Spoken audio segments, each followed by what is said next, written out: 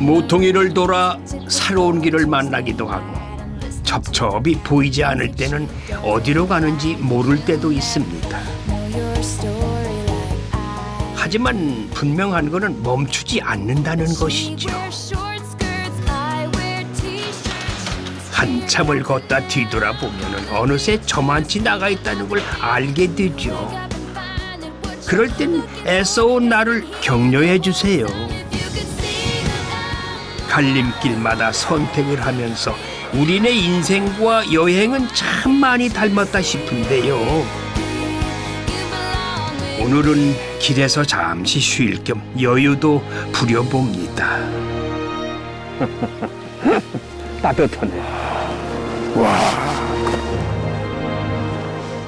다시 가야 할 저 앞을 향하며 또 한 번 결심을 하는 것은 나의 길이 아직 끝나지 않았기 때문입니다.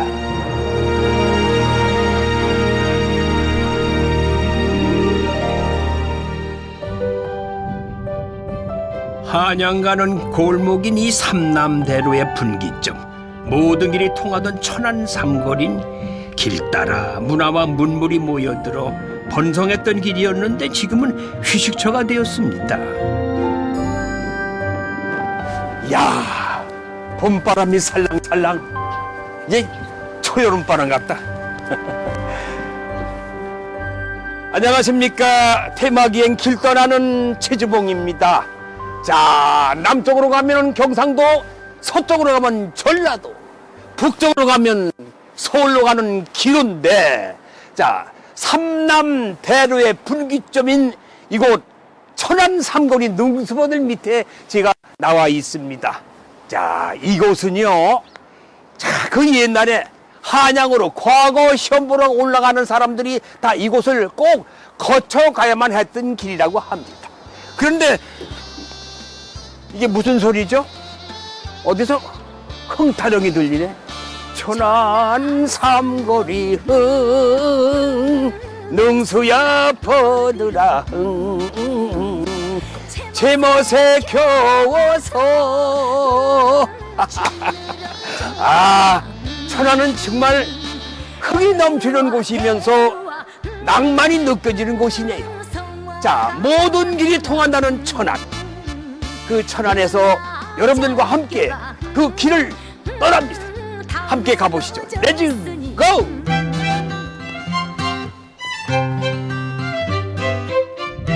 지금의 천안을 제대로 알기 위해서는 가장 먼저 거슬러 가야 하는 길, 바로 광덕사입니다. 이곳에 무엇이 있길래 가봐야 하는지 저도 궁금한데요. 그럼 지금부터 본격적으로 걸어보겠습니다. 시청자 여러분, 천안하면 제일 먼저 뭐가 떠오르세요? 호자가 들어갔습니다. 호두! 맞습니다. 호두. 이 천안은요, 이 호두하고에 관련된 얘기들이 참 많이 전해져 내려오고 있습니다. 우리나라에서 최초로 호두 이야기가 전해지는 곳을 지금 찾아가고 있는데, 제가 왜 산속 이 절로 가는지 모르겠어요. 다 이유가 있습니다. 궁금하시죠? 가보겠습니다.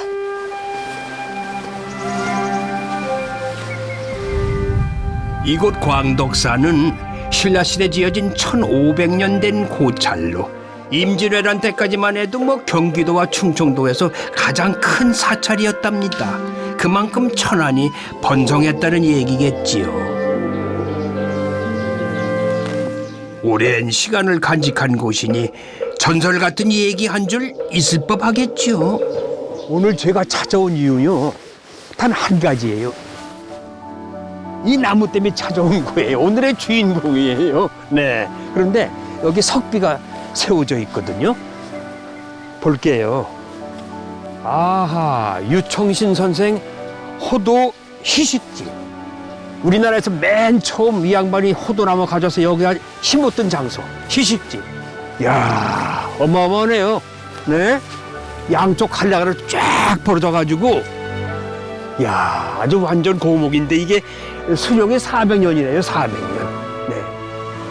이 나무는 700년 전에 고려 사신 유청신 선생이 원나라에서 가져왔던 나무의 그 후손인데요.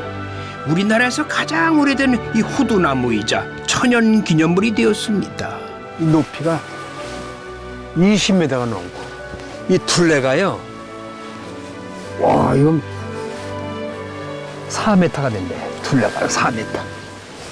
수령이 400년 된 호두나무. 야, 오늘의 주인공. 야, 대단하나요.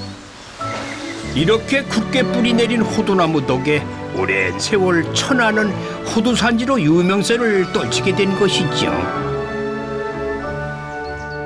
자, 이제 지금까지 호두에 관한 인연을 들었으니까요. 더 궁금해지는데요. 자, 그럼 지금부터 직접 호두를 만나보러 가겠습니다. 가시죠.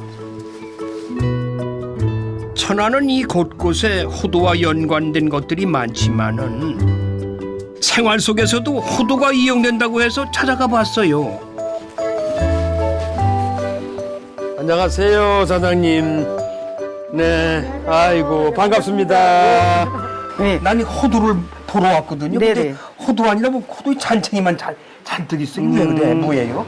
호두 이제 큰 거는 상품으로 다 팔잖아요. 네. 그래서 파니까 이거는 까기에는 인건비가 더 많이 드는 거예요. 그러니까 자녀 호두, 잉여 농산물. 그 호두 이게 아까 그 시베지에서 있던 그의 새끼예요. 그 걔네들 종자.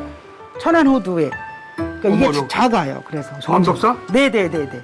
이거 광도 호두고요. 이게 광도 호두고 이걸 가지고 저희가 이제 이렇게 키링도 이렇게 만들고요. 예. 자, 이제 이렇게 바늘 방석 요것도 이런 거. 이거는 이제 예쁘다. 체막석으로 쓸 수도 있고요. 그다음에 저렇게 이제 여러 가지 상품들을 브로치도 만들고 있고요. 이렇게. 그래서 작은 호두를 반을 잘라서 이렇게 넣어가지고 이렇게. 아, 그러네요. 아이고, 야. 이 천들이 그 껍질에서 나오는 거예요. 이 껍질에서 염색을 하는 거예요. 껍질에서 네네. 표피 가지고. 표피, 버려지는 거잖아요. 그렇지, 그 버리는 건데 네네. 되게. 네네. 그 버려지는 농산물을 저희가 재활용하는 야. 리사이클이라고 보셔도 되죠. 그렇죠. 네네. 야, 이거 재주가 대단하시네. 고맙습니다. 26년간 전통 염색을 해온 이은하 명인은 특히 이 호두 껍질을 이용해서 다양한 색을 만들어내는 염색 기법을 연구해 왔는데요. 특히 호두를 이용한 소품은 지역 특색도 살리고 앙증맞은 모습의 인기가 많다고 합니다. 이 모든 색이 호두에서 나왔다니 더 알고 싶어지네요. 이게 뭐야? 무슨 껍질이야? 호두 껍질이요.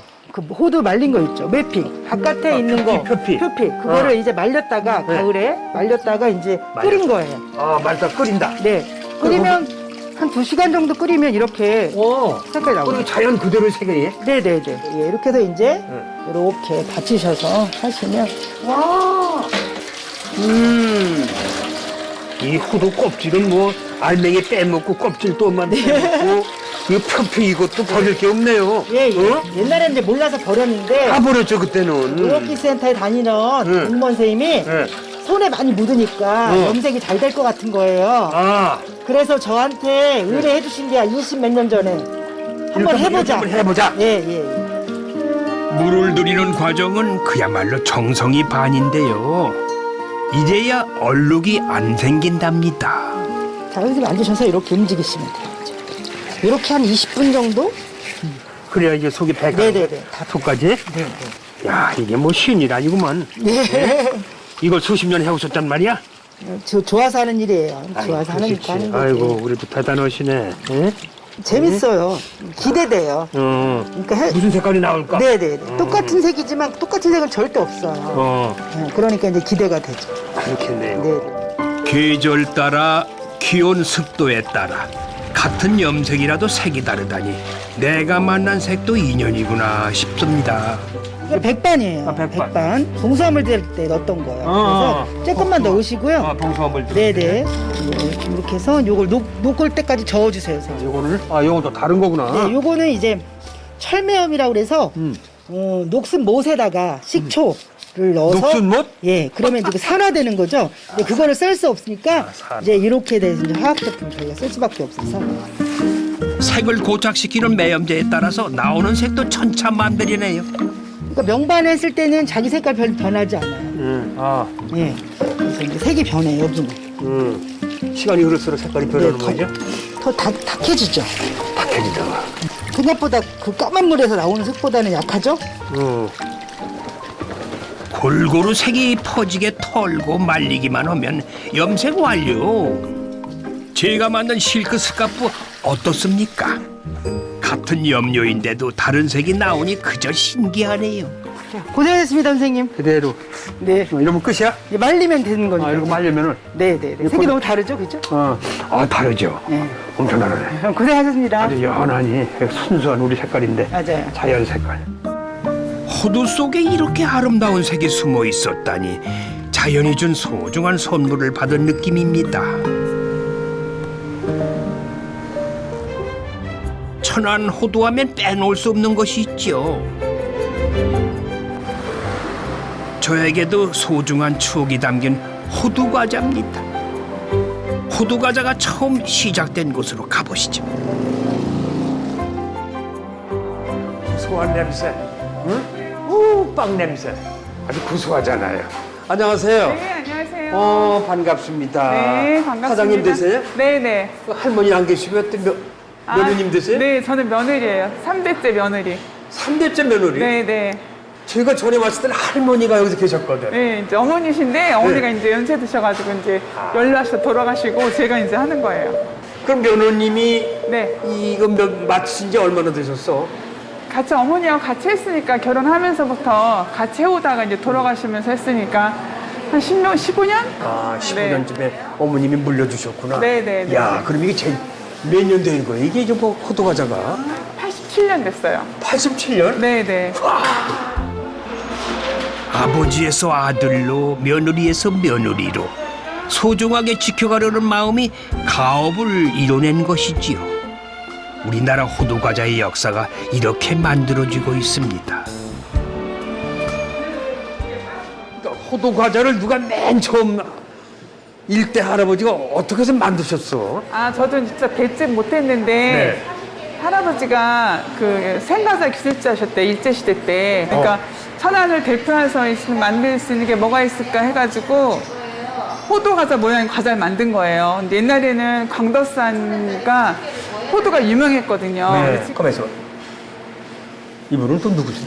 저희 며느리예요. 며느님? 4대째 이제. 네. 3대째 며느리님. 네, 여기 4대째 며느리지? 네네네네. 그래요? 네. 그럼 결혼한 지 얼마나 됐어요? 이제 3년 아직 안 됐어요. 3년, 이제 초보구나.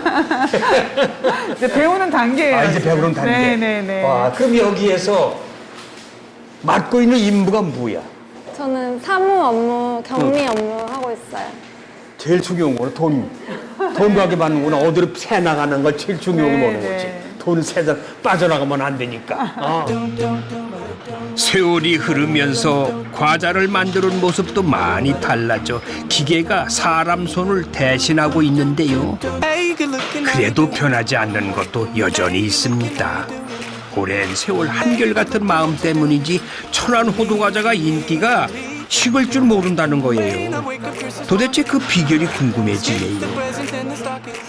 87년 동안 긴 세월을 인기 있는 비결이 있을 거예요. 사람들이 이렇게 많이 찾는 이유가 있을 거라고. 저희는 매일 아침 앙금을 해요. 앙금 도매집이 있어요. 공장들이. 그거 사다가 이제 진공 포장된 거를 한 달, 두 달 묵혀가면서 하지만 저희는 가마솥에 아침마다 앙금을 해요. 필요한 양을. 하루 이틀 해가지고 식혀서 그러니까 제가 유지하는 비결이 그건 것 같아요. 그래서 좀 달라요. 가마솥에 앙금을 한다는 거. 예. 뭐 다른 레시피는 다 뭐 금방 따라서 할 수 있지만 그렇죠. 여러 가지 이제 그거는 공정도 있어야 되고 그렇다 저희가 뭐 섞는 건 없어요. 되게 단순해. 사실 들어가는 뭐 재료는 단순하지만 그게 좀 다르다고 할 수 있죠. 차별화된 게 그거랑 할 수 있어요. 그렇죠. 네네. 가장 정성을 들인다는 앙금 만들기는 매일 아침에 팥을 삶는 일부터 시작하는데요. 당일 필요한 만큼만 만들어가지고 맛을 지켜가고 있었습니다.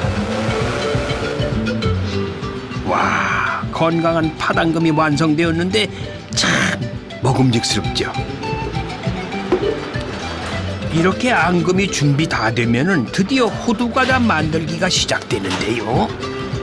파다 앙금으로 속을 꽉 채우고 나면 여기에 또 하나의 활용점정 호두가 들어갑니다. 흑야스 같은 데는 자동 기계로 호두가 나와요. 그렇지. 근데 저희는 호두가 크기 때문에 자동 기계를 한 번 뺄 수가 없어요. 그래서 사람이 필요한 거예요. 그래서 사람이 하나씩 넣어야 돼요. 호두만큼은 일일이 다 집어넣는군요. 네, 그래야 더 큰 호두가 들어갈 수가 있어요. 그렇지, 호두가 네, 더 큰 호두가 네, 들어갈 수 네, 있다. 네. 그래서 더 맛이 더 2배가 되는 것 같아. 네. 다른 호두과자보다요. 호두과자에 호두가 빠질 수 없죠.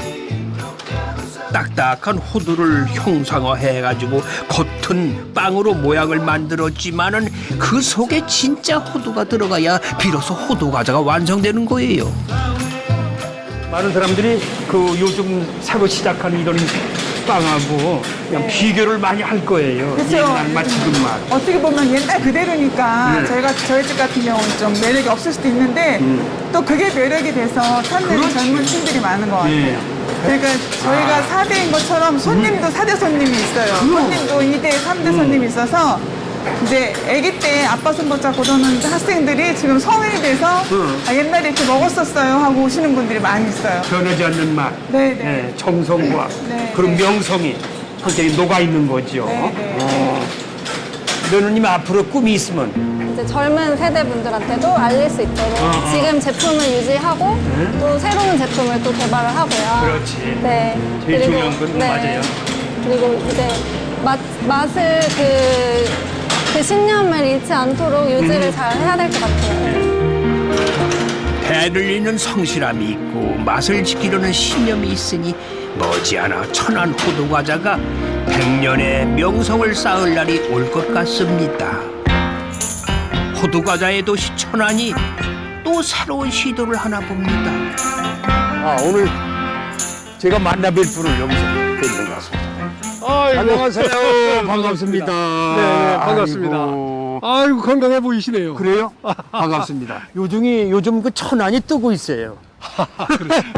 비결이 있을 거예요, 그죠? 네, 수도권 인구만 해도 2,700만이잖아요. 그렇죠. 그런데 사실 수도권을 딱 벗어나는 순간 지방의 관문이 천안입니다. 그리고 또 먹거리가 풍부해요, 여기에 천안이. 최근에는 네. 이제 천안이 정말 젊은이들 말 맞다나 빵빵한 도시 네. 또는 뭐 빵지술래 이렇게 얘기를 하는데 프랜차이즈 그 지점까지 포함하면 네. 한 300개가 넘는 빵집이 있습니다. 천안에요? 그렇죠. 정말 제가 볼 때는 먹거리 하면 천안, 천안하면 빵의 도시 그렇게 얘기할 수 있을 것 같아요. 유달리 천안에 빵집이 많은 거는 호두과자와도 연관이 깊다는데요. 일찌감치 제빵 기술이 발달할 수 있는 분위기가 생긴 거죠. 야, 빵집 크네요.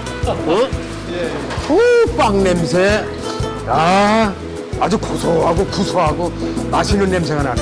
아주 빵도 이렇게 처음 보는 빵이 많으냐 봐야. 신선해 보이죠? 네. 반갑습니다. 사장님이세요? 예. 아유, 반갑습니다. 고맙습니다. 반갑습니다. 여기 이 집에 이 빵집의 브랜드는 뭐예요? 내세울 수 있는 빵 어떤 거? 저희들 그 돌가마에서 이제 유일하게 우리 한국에 처음인데 저걸로 구워낸 빵이 돌가마 만주입니다. 돌가마 속에서 구워서 나오는 거예요? 예, 돌가마로 구운 특징이 바삭바삭합니다. 바삭바삭. 만주인데 바삭바삭하면서 제빵사의 손에서 만들어진 반죽이 빵이 되기 위한 마지막 공정으로 오븐 아니 돌가마 속으로 들어가는데요.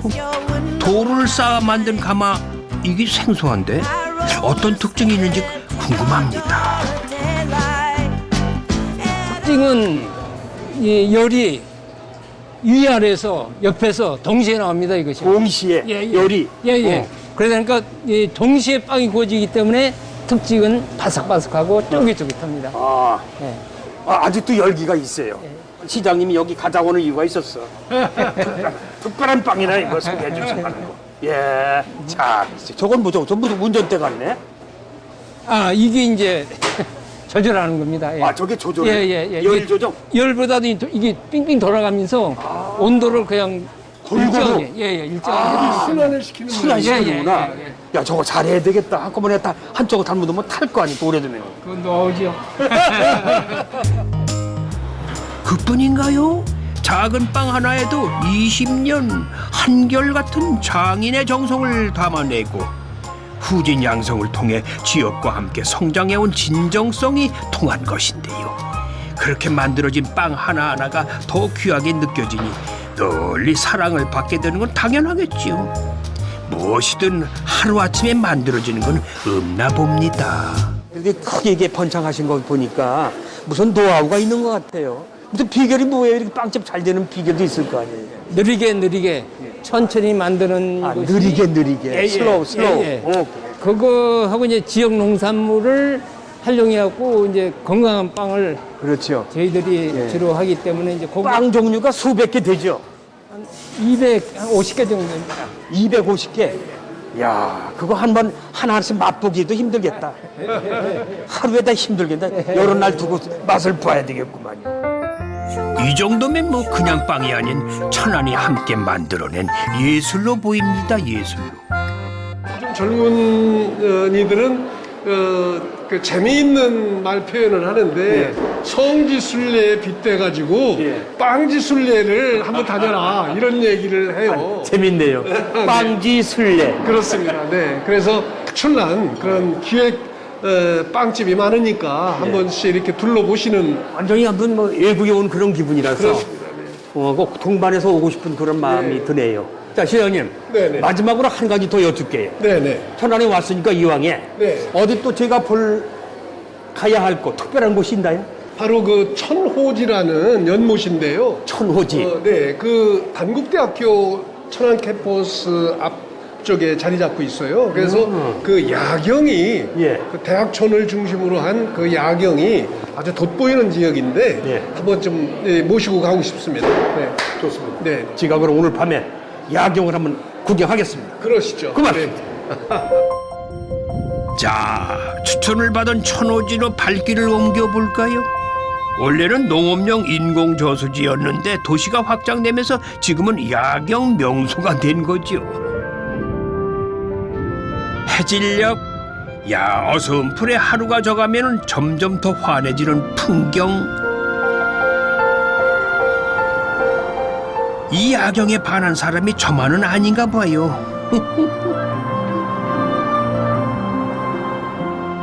와, 참 좋네요. 여기가 바로 천안의 명소 천호지 단대호수입니다. 예, 여기 산책길은요 천안 시민들이 엄청 애호하는 길이고 또 젊은이들이 쌍쌍이 디투하는 길이고 네, 아주 안전하기도 하고 아름다운 길입니다. 그 길을 제가 지금 걷고 있습니다. 운동 겸 산책 겸 꽤 많은 사람들이 찾는 곳인데요.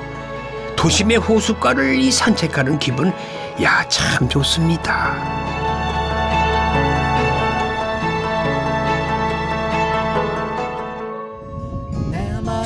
천안에서 맞는 상쾌한 아침에 미나리길로 향해 봅니다. 요즘 미나리가 대세지요. 야, 좁고 허름한 골목길이 작고 걷고 싶어지는 길이 됐네요. 꽃이 폈어요 내 마음에 꽃이 폈어요.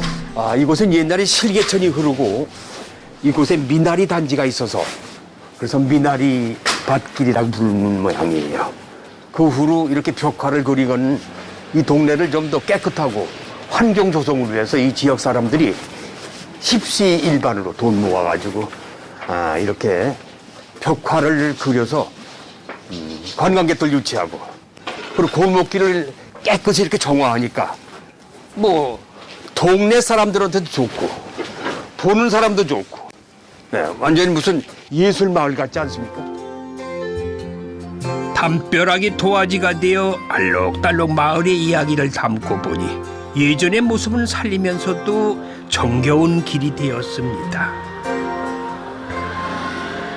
이제 이곳을 찾는 사람들 이야기로 새로운 추억들이 쌓이겠지요. 천안에 오면 빼놓을 수 없는 곳이 있어가지고 발길을 옮겼는데요. 병천면에 들어서자 거리를 따라 늘어선 이 간판들이 눈에 띕니다. 전국에서 사람들이 일부러 찾아와 먹는 곳, 바로 병천 순대거리입니다. 물론 곳곳에 참 순대집이 많은데요. 다 식당마다 개성이 있고 음식 맛이 다 다르다고 합니다. 그래서 어느 집을 들어갈까 하다가 이 집이 맛있을 것 같아요. 이 집을 한번 택했습니다. 들어가 보겠습니다. 국민에서 서민까지 여러 수식어가 붙는 순댓국밥은 그만큼 친숙한 음식인데요. 순댓국밥을 먹으러 먼 길 마다 않고 오시는 분들이 많긴 많네요. 병천에 오면 가게마다 차별화된 다양한 순대가 있고 깊은 맛을 제대로 볼 수 있어가지고 지나가는 길엔 꼭 들리는 방문지랍니다. 순댓국밥은 누구나 좋아하는 외식 메뉴인데요. 물론 저도 좋아해요. 자, 기대가 되는데요. 뭐부터 맛을 봐야 돼요? 양념을 다 하셔서 그 옆에 이제 깻가루도 넣으시고 새우젓도 간하시고. 네. 그렇구나. 이제 새우젓이 싫으시면 네. 소금 간으로 하시고. 새우젓도 괜찮아요. 네. 이거는 순대국밥이니까 새우젓이 그렇죠. 국밥이 맞아요. 그래서 그거 안 맞겠죠. 네네. 이제 얼큰한 거 좋아하시면 청양고추 쓰는 것도 넣으시고. 예, 그렇죠. 좀 청양고추도 이렇게 집어넣는 게 얼큰한 거 좋아하시고 제가 또 얼큰한 거 좋아하거든요. 예, 이렇게 해서 매우게 좀 먹는 것도 다대기도 여기 있으시고. 제가 다대기는 잘 안 먹어요. 네. 매운 거 좀 좋아해요. 네네네. 자, 그럼 시식을 좀 해보겠습니다. 시향대로 다 드시니까. 아주 국물이 진한데 딱 한 입 들어가니까 진해요. 야채하고 이제 같이 들어갑니다. 일단은 국물이 진해 참 좋네요. 고소한. 이게 돼지 무릎뼈 사골. 사골로 구는 거예요. 예. 이 사골로? 네, 사골로 이제.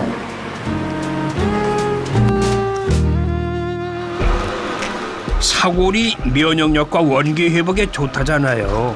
뿌옇게 우려낸 사골 국물이 제 눈에는 보약처럼 보입니다. 진하게 맛을 낸 국물에 푸짐한 순대가 가득한 순대 한 그릇에 몸보신하는 기분입니다. 이래서 병천 순대를 알아주는 모양이에요. 역시 진해. 아주 맛이 고소하구만. 순대도 드셔보시고. 요게 이제 예. 그냥 잡채가 들어갔고 예, 다른 이것도 피도 들어간. 예. 원 돼지 피예요. 돼지 피에다 돼지 제일 가늘고 부드러운 얇은 소참. 한 17가지는 들어가나 봐요, 여기. 양념이. 네. 양배추만큼은 직접 재배하고 되도록 지역 농산물을 쓴다니 순댓국 하나에도 정성의 믿음까지 더하고 계시는데요. 이렇게 일일이 속을 만들고 채우기까지 손이 참 많이 가는 음식입니다. 사실 1960년대 초반까지만 해도 순대는 귀한 음식이었어요. 50년 전부터 병천 지역이 순대로 유명해지기 시작한 거죠. 유명세는 절로 된 게 아닙니다. 끊임없이 새로운 메뉴에 도전하면서 드디어 신메뉴를 개발해내는 성과를 올린 거죠.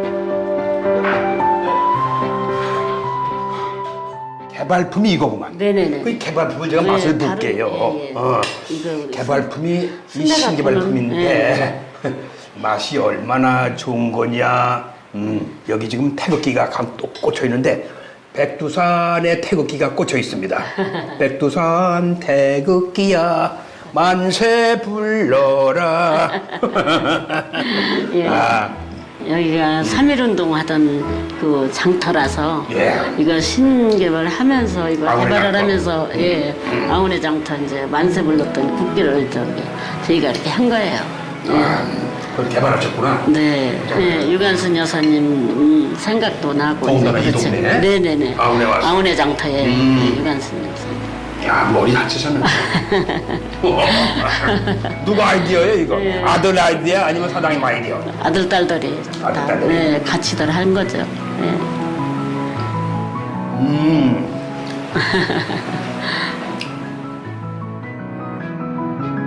전국 향토 음식 대회에서 은상을 받은 메뉴랍니다.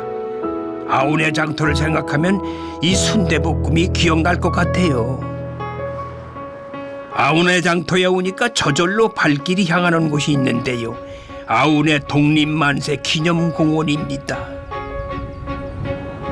당시 3천여 명 정도가 모여서 만세를 불렀다고 하니 항일 정신이 높았던 이곳에 대해 다시 돌아보게 됩니다.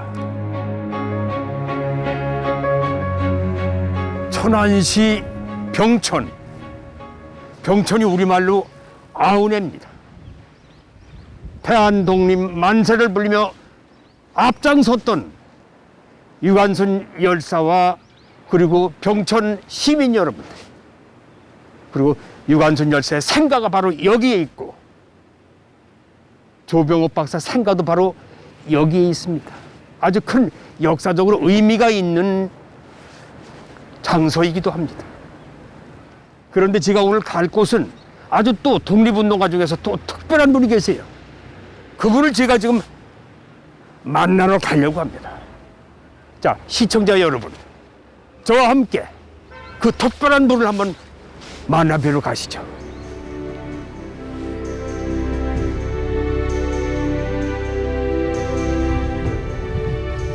천안 목천면에 위치한 서고 이동영 선생의 생가지를 와보니 선생을 기리는 기념관이 조성돼 있네요. 선생의 20대는 파란만장합니다. 독립운동을 하며 투옥과 추록을 반복하다가 결국 만주로 망명하신 것으로 알려져 있는데요. 그 시기에 선생은 어떤 분이셨을까요? 이동영 선생님은 국내에서 독립협회뿐만이 아니라 그 우리가 잘 아는 신민회라고 하는 그런 단체에 있습니까? 그렇죠. 어떤 다 평등한 공화 정체의 국가를 표방하는 그런 나라를 꿈꿔왔던 그런 어떤 비밀 결사 단체도 총석의 역할을 하셨어요. 근데 총석의 역할을 하셨는데도 우리가 잘 이분이 조명되지 않으셨고, 그 다음에 양반의 신분으로 태어나셔서 과거 진사시에도 합격을 하셔서 편안한 삶을 사실 수 있었지만, 이분은 그런 어떤 좀 평등한 세상을 꿈꾸셨던 거죠. 만주 망명 이후 서전서숙과 신흥무관학교를 설립해 민족교육과 독립군 양성에 나서는 한편에 또 대한민국 임시정부 의장이자 국무총리를 역임하며 항일 운동가들의 든든한 기둥이 되어주셨던 분입니다. 독립된 조국을 보시지 못한 채 머나먼 타국에서 돌아가셨는데요. 그분을 기억하는 노력은 지금도 계속되고 있습니다. 그러니까 이곳이 이동윤 선생의 생가, 태어나신 곳이다 이거죠. 네, 생각하지 맞습니다. 여기가 지금 뒤에 이제는 다 보시면은 나저막하게 이제는 산이 이제 와우산이고요. 앞에는 산방천이라고 하는 천이 흘러요. 전형적인 배산 임수 지형이거든요. 풍소지리에 의하면은 명당이죠.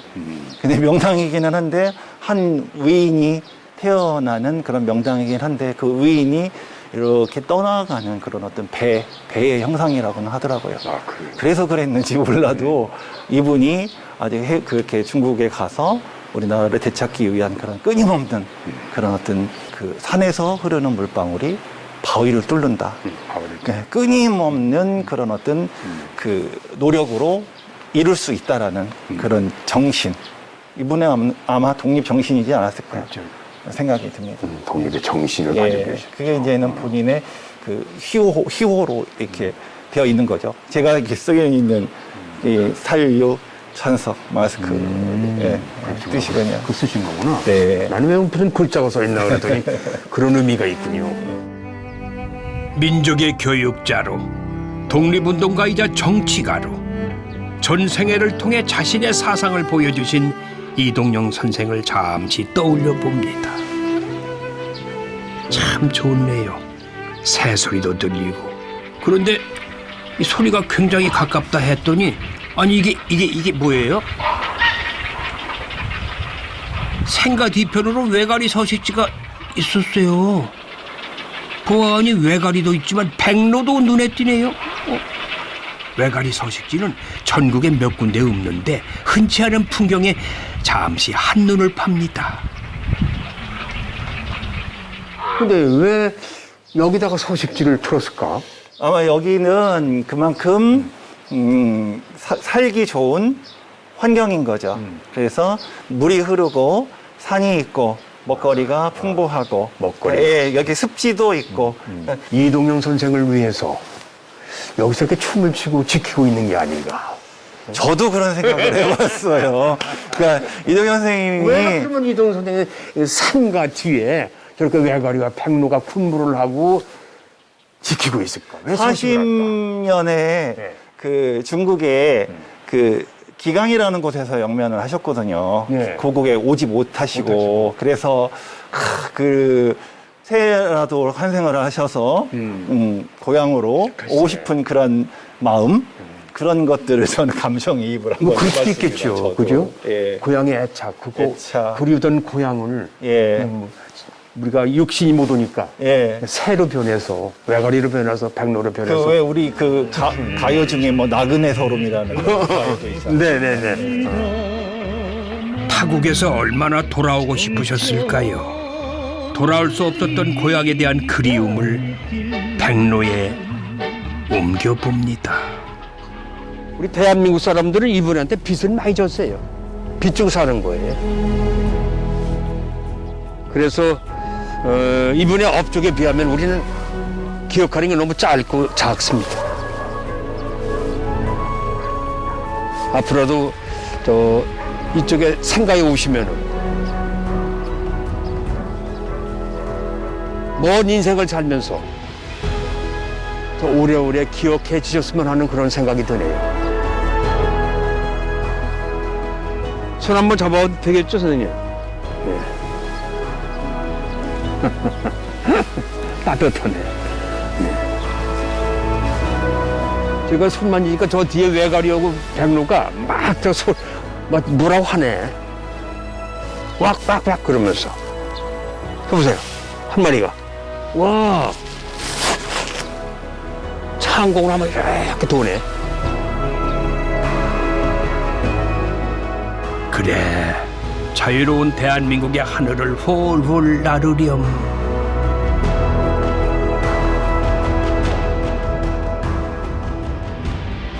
천안 여행의 마지막 행선지로 꼭 오고 싶었던 곳. 민족의 성지 독립기념관입니다. 이곳에 들어서니 우리 민족의 웅장하고 장대한 기상이 느껴져 가슴이 떨려옵니다. 독립기념관이 왜 천안에 있는가? 그 답을 오늘에서야 찾았습니다. 유관순 열사의 생가를 비롯해서 조병옥 박사가 어린 시절 이곳에서 뛰어놀던 곳입니다. 그리고 아운의 장터 서고 이동영 선생의 생가가 여기 있습니다. 나라를 지키려고 했던 강한 힘, 그 힘이 바로 천안에 있습니다.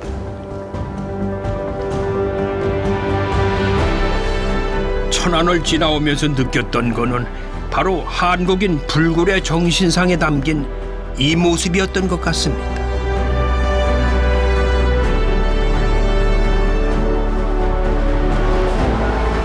무엇이든 시작이 있는 법이지요. 우리 민족이 견뎌야만 했던 36년간의 시련이 어떻게 시작되고 진행되었는지 분명하게 알아야 하는 것도 우리의 몫입니다.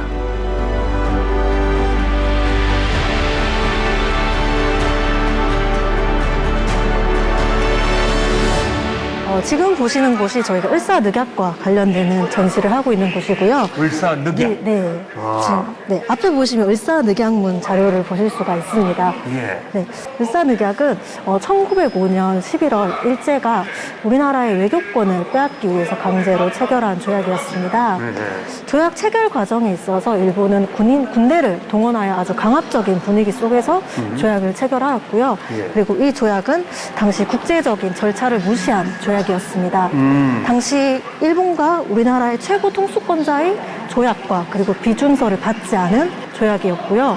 그리고 조약문을 자세히 살펴보시면 제목도 없는 것을 볼 수가 있는데 문서의 형식조차 갖추어지지 않은 불법적인 조약이라고 할 수 있습니다. 그 당시에 통수권자는 고종 아닙니까? 네, 그렇습니다. 고종 황제죠? 네. 그렇다면 마지막에 도장이 고종황제 도장이 찍혀져 있어야 되는데요. 당시 외무 대신이었던 박재순의 도장이 찍혀져 있는 걸 보실 수가 있습니다. 아, 고종이 아니고. 네. 오족 중에 하나 직인이치구나. 네, 그렇습니다. 그렇죠. 네. 이 조약으로 일본에는 외교권을, 중국에게는 간도를 빼앗기게 되면서 사실상 주권을 잃게 된 것입니다.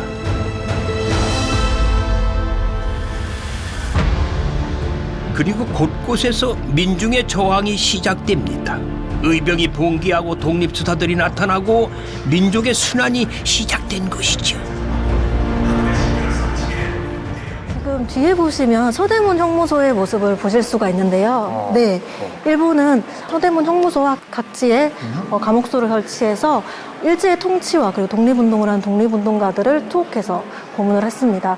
그리고 우리나라의 글과 말을 사용하는 데 많은 제한을 가했고요. 1940년 이후 전시체제기가 되면서 많은 우리나라 사람들을 노동자 그리고 병사로 동원을 하였습니다. 그리고 우리나라의 많은 자원들을 수탈을 하여 무기로 만드는 데 활용을 하였다고 합니다. 아까 저기 보니까 그 일본 사람들이 우리 물건을 수탈했던 물건들이 저기 쌓여있다고 그러대. 네, 저게 지금 저희 전시관의 수탈의 탑이라고 붙여지고 있는 전시물인데요. 아래 보이시면 저희가 일본이 빼앗아 갔던 녹그릇, 그리고 도자기, 그리고 쌀 같은 곡물들이 저희가 전시물로 표현되어 있습니다. 그 어떤 고통도 참을 수 있지만은 나라 잃은 고통만큼은 참을 수 없다던 유관순 열사. 아마 함께 태극기 흔들었던 온 교례가 같은 마음, 같은 염원이었을 겁니다. 세상에 고하는 대한독립선언서는 온 교례가 함께 외친 우리의 함성입니다. 1차 세계대전이 끝날 때쯤 민족 자결주의가 대두하기 시작했습니다. 이를 들은 일본 유학생들을 중심으로 독립운동에 대한 이야기가 오고 갔고요. 28 독립선언으로 이어졌습니다. 일본에서 유학 중인 송계백이 1월 달쯤에 한국에 들어와서 일본에서 준비 중인 28 독립선언에 대해서 이야기를 전달을 했고요. 종교계 지도자들은 독립운동을 위해서 우리도 힘을 합치자라는 의견을 모았습니다. 그래서 3.1운동을 추진을 하기 시작을 했고요. 1919년 2월 27일 우리나라가 독립국인과 우리 민족이 자주민임을 담은 독립선언서 2만 1000장이 보성사에서 인쇄되었습니다. 인쇄된 독립선언서는 2월 28일 날 전국으로 배포가 되었고요. 마침내 3월 1일 독립선언식과 그리고 독립만세운동이 일어나게 되었습니다. 조선 팔도에 울린 독립만세는 이후 항일 무장투쟁과 임시정부 수립으로 이어지는데요. 가슴에 태극기를 품고 오직 독립을 위해 피 흘려 싸웠던 수많은 사람들은 하나뿐인 목숨을 조국을 위해 바친 것입니다. 저희가 3.1운동 이후에 해외에서 독립 무장투쟁에 대한 열기가 고조가 되었고요. 일본군 정규군과 맞서서 봉오동과 천산리에서 크게 전투에 승리를 하였습니다. 전투를 했을 때 그 전투에 참여했던 군인들뿐만 아니라 전투에 승리할 수 있게끔 도와줬던 많은 사람들의 이야기가 전시가 되어 있고요. 그리고 뒤에 보시면 이공찬 그리고 김봉대와 같은 의열투쟁에 앞장섰던 사람들에 대해서도 지금 전시가 이루어지고 있습니다. 오늘의 대한민국 모태가 된 임시정부 요원들이 한자리에 계시는데요. 김구 선생과 이시영 선생이 보이는데요. 우리가 찾아갔던 이동영 선생을 비롯해 많은 분들이 이곳에 계십니다. 지금 이 뒤에 계시는 분들 이외에도 수많은 사람들이 힘을 합쳐서 독립운동을 했기 때문에 저희가 나라를 다시 되찾을 수 있었습니다. 저희가 이름으로 남겨진 사람들 이외에도 수많은 독립운동가들을 기억해주고 기렸으면 좋겠습니다. 이분들 때문에 우리가 이렇게 아주 이렇게 행복하게 살 수 있는 하나의 단초가 됐던 거라고. 그죠? 또 이분들을 잊지 말고 오래오래 기억을 해야 될 거라는 생각이 들었어요. 저는 오늘 이렇게 둘러보면서 뭐 벅찬 부분도 있었고 또 감동도 했었고 이런 걸 우리가 앞으로 새로운 마음 가지고 좀 반성하며 좀 살아야 되지 않을까. 반성도 큰 반성을 해야 될 거라는 생각이 갑자기 드네요. 잠시 만세 현장에 저도 서봅니다. 총칼 앞에서도 당당히 외치며 그토록 염원하던 대한민국. 그분들 앞에서 지금의 나는 어떤 모습일까요? 전 이번 천안 여행하면서요. 많은 독립운동가들이 배출된 역사의 땅이라는 걸 알았습니다.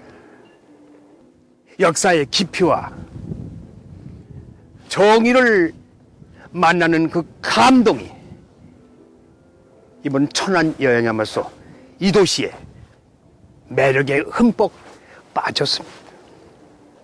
자, 지금까지 천안이었고요. 저는 다음 주에 새로운 지역에서 다시 또 기쁘게 멋있게 인사드리겠습니다. 고맙습니다. 삼남의 분기점 천안은 이름 그대로 하늘 아래 가장 편안한 곳인가 봅니다. 뿌리 내리고자 하면 알알이 열매를 맺을 수 있고 나름의 세상을 넓혀가며 자신의 색을 펼칠 수 있으니 말입니다. 새로운 길을 향한 아낌없는 응원도 보냅니다. 원래보다 한 차원 달라지려는 노력과 흐르는 물이 바위를 뚫듯 반드시 이루리라는 굳은 신념은 세상을 바꿔가는 우리의 약속이 됩니다. 그렇게 미래를 만들어 가는 곳 천안이었습니다. 이 생에 잠시 스며든 인연이라 해도 이 찬란했던 기억